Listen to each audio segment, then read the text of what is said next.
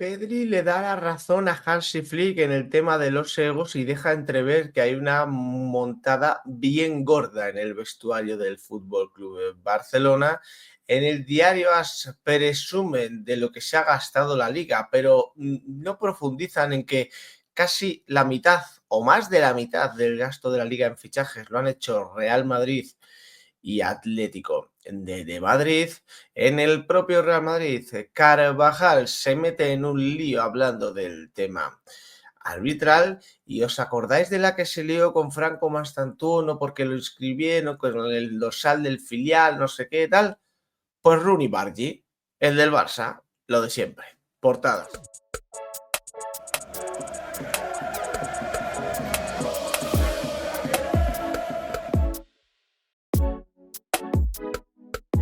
¿Qué tal, familia? ¿Cómo estáis? Martes 2 de septiembre del año 2025. Gracias por los datos de ayer en el canal. Funcionó Waydays, funcionó la pizarra, evidentemente.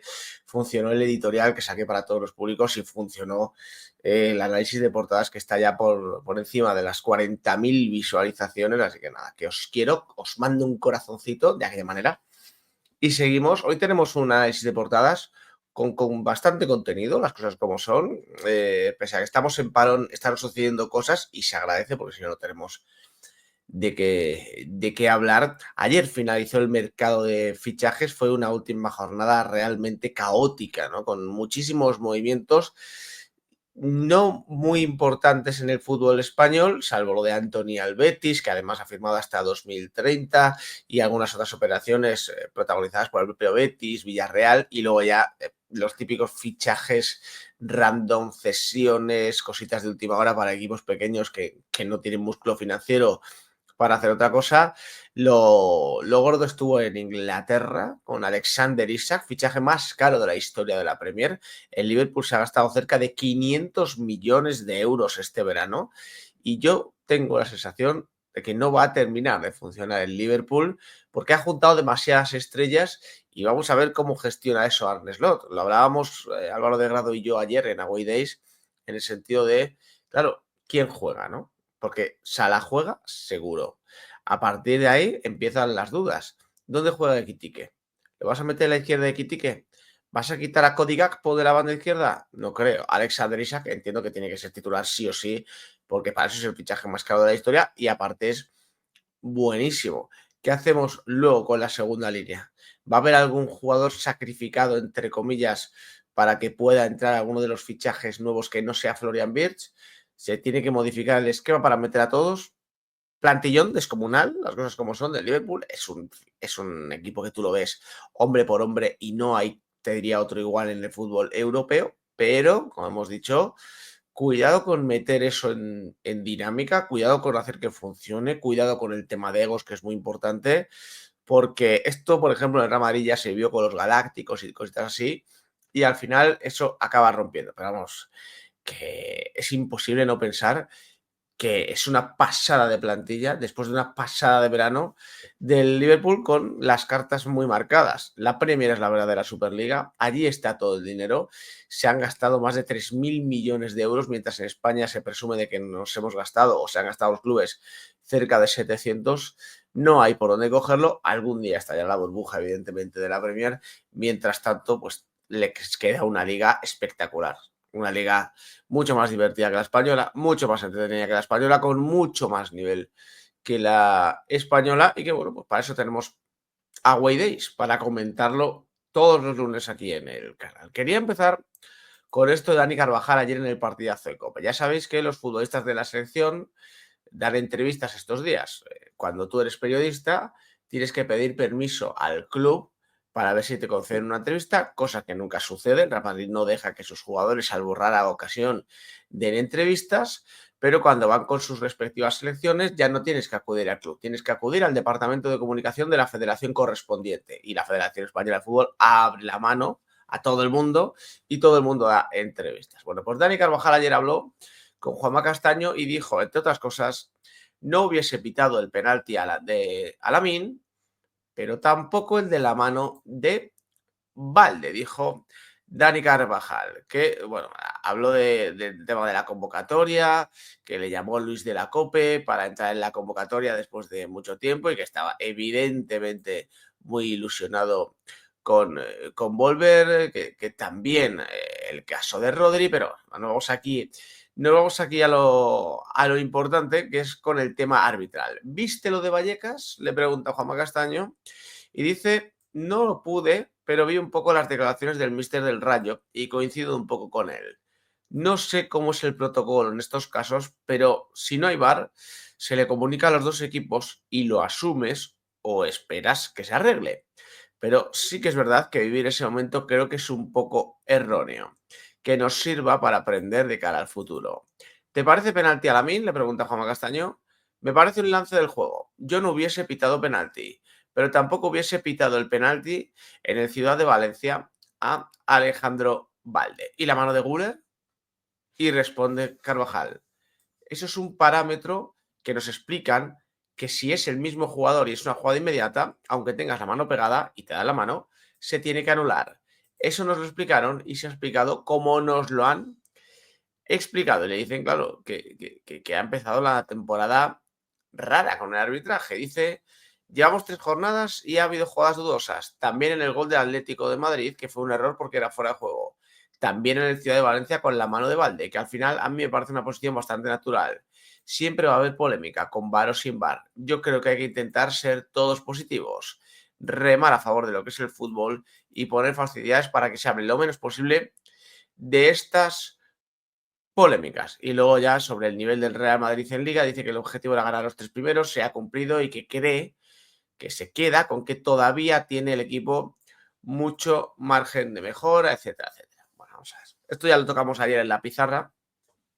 Quería dar una reflexión algo más personal. Yo cuando los jugadores, por cosas como las de Carvajal, estoy tan en contra de lo de los jugadores del Real Madrid en la selección española. Yo no puedo con ello. De verdad que no puedo. O sea, me supera. Me supera porque se vuelven, yo no sé si se vuelven bobos. Y repito, lo dije ayer en la pizarra, o sea que lo voy a mantener, no hay que matar a Carvajal. ¿Eh?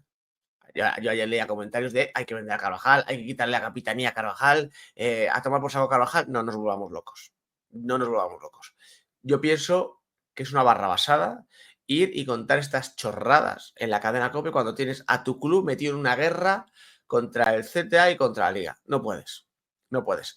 Y alguno me dice, Quillo, ¿qué quieres que haga? Puedes salir de esa con más elegancia y sin meterte en charcos. Coges y dices, bueno, yo la verdad son temas a nivel de clubes que ahora ya no pienso en ellos, quiero estar enfocado a la selección española, que es lo que me interesa, llevo mucho tiempo sin venir aquí, etcétera, etcétera. O sea, porque ayer lo estuvimos escuchando y él dice lo de Valde sin que le pregunte.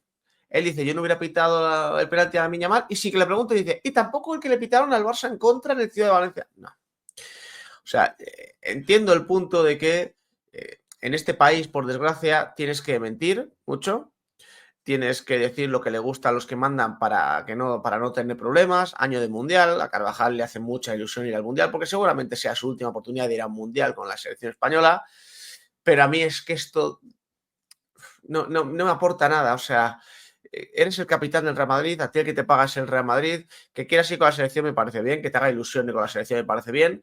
Sal de esto del tema arbitral de otra manera. No encima le des carnaza a esta gente. Que tu club acaba de hacer un vídeo de 27 minutos ayer. Un vídeo de 27 minutos hablando del tema arbitral. Un vídeo de 27 minutos. Que el otro día en el Santiago Bernabéu le anularon un gol a un compañero tuyo y en la repetición, en el plano, no salían juntos el pasador y el receptor. Quiero decir, no te voy a pedir, Carvajal, evidentemente, que denuncies la corrupción que hay en el fútbol español, ni que digas que esto es una mierda, que no nos van a dejar ganar la liga, etcétera, etcétera. Pero como he dicho antes, lo tienes relativamente sencillo y además Carvajal es un tipo inteligente. Di que, bueno, que el tema arbitral, que eso ya es pasado, que tú te quieres entrar en la selección y que no quieres tocar algo que ya tiene que ver con el fútbol de clubes cuando estás concentrado con España. Y ya está. Y no hay más, pero bueno. Hay que hacer un poco la pelota, hay que arrodillarse ante el Barça, ante la Federación, ante el CTA para poder seguir yendo con la selección española. Pero bueno, a mí, repito, no es algo que me guste. Vamos a ver, porque durante el día habrá, o durante estos días, habrá más entrevistas de jugadores con los medios de comunicación, lo digo sobre todo por Dinghausen.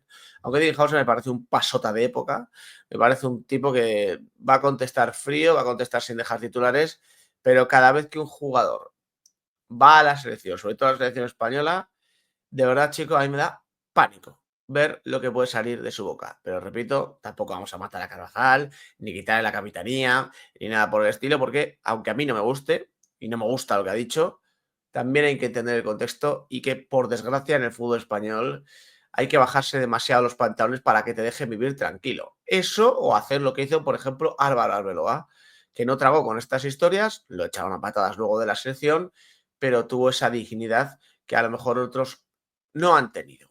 Portadas de la prensa madrileña. Diario AS. La Premier se dispara.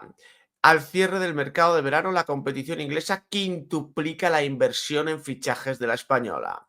España, Italia, Alemania y Francia juntas no alcanzan su gasto, 3.582 millones de euros. Nico González al Atlético, Mikau Tatche al Villarreal, Anthony al Betis, Laporte al Athletic Club, Soler a la Real Sociedad y Alexis al Sevilla. Alexis Sánchez, por cierto. Operaciones del último día. Abajo, Eurobasket, objetivo ganar con holgura. La diferencia de puntos es clave. España juega contra Italia a las 8:30 de la tarde y se podrá ver por la 2 de Televisión Española. En el US Open de tenis, Leca, la frontera de las semifinales para Alcaraz, hoy a las 7, y Munar cae ante Musetti. En la Vuelta a España, ciclismo, Ayuso se marcha del UAE con rumbo al Lidl Trek. Ambas partes rescinden el contrato. Y ya para terminar, Fabián y Jeremy Pino causan baja por lesión y debuta en la lista Jorge de Frutos. Y en el diario Marca, el fichaje con foto de Militao. El brasileño recupera su mejor versión tras las lesiones. Ante el Mallorca logró los mejores números entre los defensas. Demostró estar en camino de retomar su rol como líder de la zaga. Xabi Alonso no quiere forzarle, consciente de que va a ser clave, junto a Dinghausen. Añade que Rüdiger pidió perdón a De Burgos Bengoechea en Oviedo después de lo que pasó en la final de Copa. Arriba a la derecha, Nico González, la guinda del Atlético de Madrid. Octavo fichaje, llega cedido con una opción de compra de 32 millones de euros. En un pequeño resumen que hacen del cierre del mercado, te cuentan que Anthony vuelve al Betis por 22 más 3 millones de euros hasta 2030 y el propio Betis sorprende con la llegada de Amrabat. La Real Sociedad ficha a Carlos Soler y Yángel Herrera. Laporte, cerrado por el Athletic a falta de oficialidad. Y Mikau Tatche, fichaje récord del Villarreal, 30 millones de euros. En baloncesto, España a atar los octavos. Italia pone a prueba el crecimiento de los de Scariolo en el Eurobasket. Entrevista a Ilian Iliev, seleccionador de Bulgaria. España ganará el Mundial o estará muy cerca. En ciclismo, Ayuso se marcha del UAE al Lidl Trek. Y por último, Flick saca el látigo, recrimina a los jugadores su rendimiento y su actitud. Normalmente yo convertiría en meme la portada de Marca porque sale todos los años una portada parecida a la de no sé quién es el fichaje. Álava es el fichaje, el otro es el fichaje. Después de un verano en el que el Real Madrid no se refuerza, ¿no? O casi no se refuerza. Pero este año el Real Madrid se ha reforzado bien en defensa, hay que reconocerlo. El Madrid se ha gastado el dinero en la defensa, muy bien gastado además. Creo que se han hecho buenas operaciones. Hoy haré un vídeo analizando el mercado del Real Madrid, aunque más o menos todos conocéis mi opinión, lo cual no quiere decir que no veáis ese vídeo, lo tenéis que ver, darle likes y mucho cariño a ese vídeo, ¿no? Pero en este caso, fíjate, después de varios años, esta portada no la convierto en meme, porque Militao, al igual que Carvajal, son fichajes, entre comillas, del Real Madrid, porque ninguno estuvo la temporada pasada y se les echó mucho de menos, y este año están y parece que van a estar bien. Parece. Vamos a ver, tocaremos madera. Sobre todo Militao. Lo hemos comentado estos días en el canal, después de estos primeros 3 partidos de temporada, más el partido de Austria de pretemporada. Yo a Militao lo veo bien. Me gusta lo que apunta el diario Marca porque además así lo transmite Xabi Alonso, que va a ir con cuidado, no le va a empezar a dar titularidad porque pasa lo que sucedió la temporada pasada. que Ancelotti le empezó a dar, perdón, titularidades una detrás de otra y se rompió otra vez Militao. Entonces hay que ir con cuidado.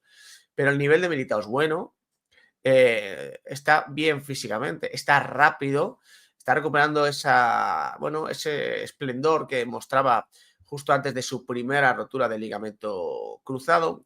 Hay una parte muy positiva, que es que no va con Brasil. Estas 2 semanas le van a servir para una puesta a punto. Además, hay entrenamientos en Valdebebas. Ayer trabajó el equipo, hoy vuelve a trabajar. Se espera que Xabi Alonso dé varios días de descanso a mediados finales de esta semana, pero bueno, se está aprovechando en Valdebebas para poner, digamos, un poquito más la puesta a punto a los jugadores en este final de pretemporada tan extraño que está teniendo el Real Madrid. Y como os digo, lo de Militao, que para otro año daría para meme, yo este año es un fichaje, entre comillas, muy importante para el Real Madrid, porque es que además con Militao tenemos la desgracia de que nos hemos perdido 2 temporadas, que no es poco. Te has perdido 2 temporadas al que venía siendo el mejor central de Europa.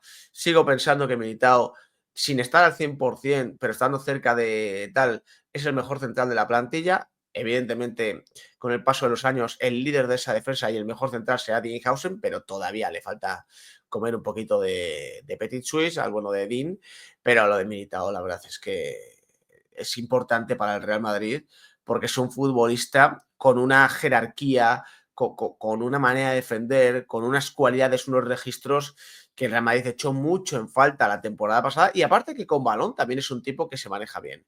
Es mejor en otros escenarios, como corregir, como los duelos, tal, pero no es un futbolista que vaya cojo precisamente en el tema de la distribución de balón. Dicho esto, es un buen mercado de fichajes en la defensa del Real Madrid. Más allá de que el fichaje sea Militao, más allá de que el fichaje sea Dani Carvajal, ha venido Trent, ha venido Carreras, ha venido Dinghausen. Hablando de temas de fichajes, el diario AS considera que hay que presumir de lo que ha pasado este verano. La Liga reaviva su mercado. 708 millones en fichajes. Los clubes españoles aumentan su inversión en futbolistas, pero siguen a años luz de la Premier, que les quintuplica el gasto. Y aquí te cuentan que la Premier ha gastado 3.582 millones frente a los 708 de la Liga Española, y empiezan poco a poco a desgranar esta historia. La Liga reaviva su mercado y el primer síntoma fue el cierre de infarto que se vivió. 56 operaciones, 22 de ellas fichajes que casi alcanzan los 100 millones. Los clubes desempolvan sus chequeras, aunque no tan a la ligera como lo hacen los ingleses. Y la verdad es que lo han hecho con jugadores que ilusionan. Síntoma de ello fue la euforia desatada en el beticismo con el regreso de Anthony, al que se le sumó a última hora Amrabat. Los viejos rockeros también se apuntan a España, como es el caso de Alexis Sánchez, que junto a Cardoso y Mendy han reforzado al Sevilla. O Laporte, un central con veteranía para un Atleti que vuelve a ser de Champions. Yo no sé qué tal temporada va a hacer Alexis Sánchez en el Sevilla, pero presumir del fichaje de Alexis Sánchez como algo que reaviva el mercado y que fortalece el mercado de fichajes, precisamente Alexis Sánchez va al Sevilla porque el Sevilla no tiene ni para fichar a Ramón Álvarez de Mon como asesor fiscal. O sea, esa es la realidad. Pequeñas pinceladas, dicen, de un último día que se completa con la llegada de Mika Otzade al Villarreal. 30 millones de euros han pagado por él, el más caro de su historia, y define al Villarreal como uno de los grandes agitadores del mercado. Aunque los verdaderos agitadores han sido Real Madrid y Atlético de Madrid. No se ha escatimado en gasto para la era Xabi Alonso, 179 millones de euros, y tampoco para el Atlético de Madrid, 178 millones de euros. Mucho dinero y muchas caras nuevas en el equipo de Diego Pablo Simeone. Y luego dicen que el que menos se ha movido es el Barcelona, con los 25 millones de euros por Joan García. Bueno, pues el tema es, 700 millones se ha gastado el fútbol español, ¿vale? Pero si mis cuentas no fallan, vamos a redondear, 180 del Real Madrid más 180 del Atlético de Madrid, aunque en realidad el Atlético de Madrid es un poquito más, pero bueno, me da igual, son 360. Más de la mitad de ese gasto del que presume el diario AS se lo ha comido Real Madrid, se lo ha comido Atlético de Madrid. Si luego añades lo que ha gastado el Villarreal y lo que ha gastado el Barcelona, te sale que entre 4 equipos, ¿cuántos se han podido dejar? 500 millones de euros, más o menos. 470 millones de euros. El resto del fútbol español, es decir, los otros 16 equipos, apenas han llegado a los 200 millones de euros en todo el verano. No estamos como para presumir. Que repito, no te digo ir a mirarle a los ojos a la Premier, que eso no lo va a hacer nadie, pero que tú le quitas al fútbol español estos 4 equipos por el movimiento que han hecho en mercado y te queda lo que te queda. Luego, repito, analizaré el mercado del Madrid, pero también analizaré en un vídeo algo que suelo hacer habitualmente cada vez que hay mercado, que es la tabla con los fichajes de cada club, de cada liga, y vais a ver que en Alemania, en Italia, en Portugal, etcétera, no se centra todo en 4 clubes. Está mucho más repartido el gasto. En España es que no hay dinero. En España están todos en la ruina. El Betis ha hecho un esfuerzo económico bastante importante este verano, pero también ha tenido que vender a Jesús Rodríguez, una de sus grandes joyas, al Como de Cesc Fábregas. No está, repito, el fútbol español como para sacar músculo, básicamente porque este ingreso de 700 millones lo sostienen casi, no en su totalidad, pero casi al 80%, al 75%, 4 equipos, y eso, repito, no es ni mucho menos una buena noticia, más bien todo lo contrario. Portadas de la prensa catalana. Mundo Deportivo. Fermín, culé. El andaluz desestima la oferta del Chelsea y seguirá de blaugrana. Ni él, ni el Barça, ni Flick querían una venta. Héctor Ford se marcha cedido al Elche. Bernal tiene ficha del primer equipo y Rooney podrá ser inscrito en breve. Sobre las últimas operaciones del mercado, dicen récord en la Premier. Isaac ya es del Liverpool por 144 millones. Nico González pasa de la Juventus al Atlético de Madrid. El Betis se queda en propiedad a Anthony hasta 2030 y el Girona se rearma con el ucraniano Banat, Brian Hill y Livakovic. Y acaba en la portada con baloncesto, Eurobásquet, Italia-España, 8:30 de la tarde. Rival de talla para saber el nivel real de los de Scariolo. Y en el Diario Sport, los egos matan el éxito. El contundente aviso de Flick a la plantilla es síntoma de su gran malestar. El técnico del Barça quiere cortar por lo sano con algunas actitudes que considera inaceptables. También reclama autocrítica y reflexión a sus jugadores. Arriba a la derecha, el Barça apura los plazos del Camp Nou con el objetivo de volver el 14 de septiembre. Abajo, Fermín no se mueve y Ford se marcha cedido al Elche. Y ya por último, Isaac rompe el récord de la Premier. El Liverpool paga 150 millones al Newcastle y la Real se lleva, creo que por aquí, 8 kilos. Donnarumma firmará por el City, Alexis Sánchez vuelve a la Liga con el Sevilla, Anthony fichaje estrella del Betis, Eta y John acaban en el Levante y Nico González al Atlético de Madrid. Mira que al final uno va conociendo a su gente, a sus míticos. Empecé el culebrón Fermín diciendo, estoy un poco perdido, no veo, no le cojo el punto.